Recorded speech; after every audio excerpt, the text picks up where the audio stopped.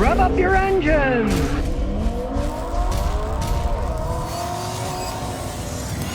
Today I'm going to show you how using the wrong transmission fluid can damage your car. Now these days transmissions are extremely complex, and there are various types and even various subtypes in those types, like CVT transmissions. There's a lot of different designs. There isn't just one. They all use specific fluids. Now the first mass-produced automatic transmission was GM's Hydromatic in 1940. That was a 4-speed automatic, and it used a special fluid called automatic transmission fluid number 1 that was only available at the dealerships. Then in 1949 GM made a Type A automatic transmission fluid that was available everywhere, so everybody could service these automatic transmissions. Now believe it or not, but it is true, this transmission oil contained sperm whale oil, and they continued to use this whale oil in the 1940s, 50s, 60s, and even into the 1970s. Now in 1973, the US federal government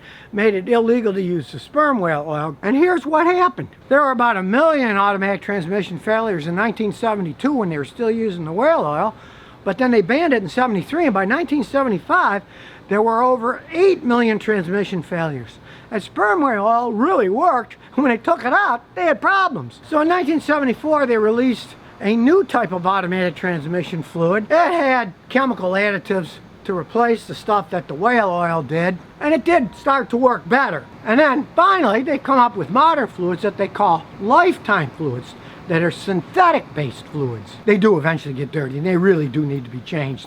They tell you that it's good for the lifetime of the transmission. Then when the transmission breaks, they expect you to buy another transmission or another car. So you still need to change it, but they are much better fluids, and they last longer than the old ones. They can take heat better. One of the big destroyers of automatic transmissions while you're driving down the road, especially in traffic, is they get hot. The fluid has to help dissipate the heat, and if you got a synthetic fluid that really can dissipate heat better, that's a big advantage. That's why almost all modern cars use these full synthetic fluids. Now if you go back in history, when I was a young mechanic, we had to change the fluid in these automatic transmissions every 30,000 miles in the filters. And even though they call these modern ones lifetime, I still think you should change them every 90 or 100,000 miles. Things do get dirty over time, and your warranty is long gone by the time it does serious damage from being too dirty. Although if you're the type of guy or gal who gets rid of your vehicle before they have 100,000 miles on it, yeah, for you it's a lifetime. You don't change it. It's not going to affect anything probably at all driving it around. But if you want to keep it for 200,000, 300,000, 400,000 miles,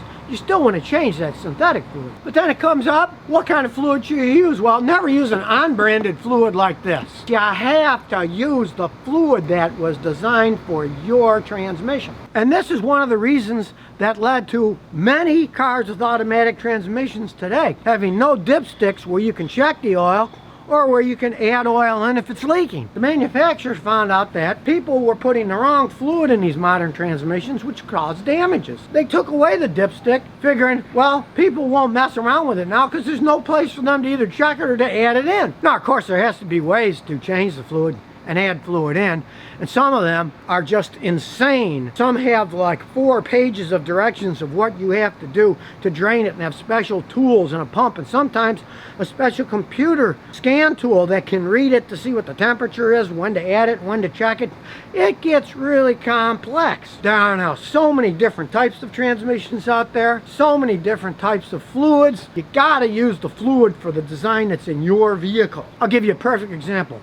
One of my customers, he comes to me with his friend's car. Checked it out, I said, well, the transmission's shot.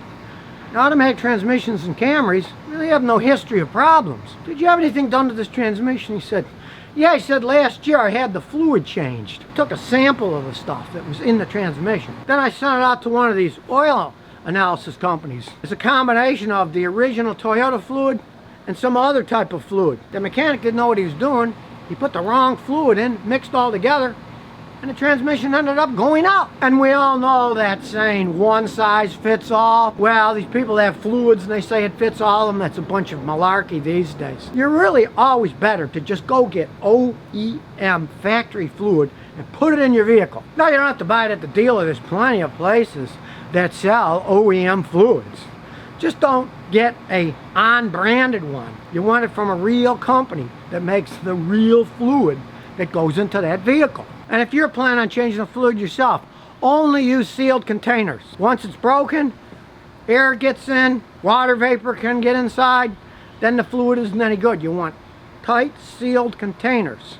You don't want to use half of one and then let it sit on the shelf. Buy them a quart at a time. Maybe there's a little bit left in one. You don't really care.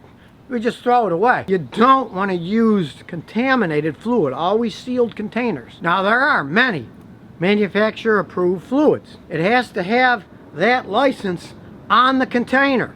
It's actually printed on the container. You buy a fluid and it doesn't have that on it, don't use it for your car. You got to make sure that it has that label on it. By law in the United States, it has to have that label. If it hasn't been, it won't have the label on it.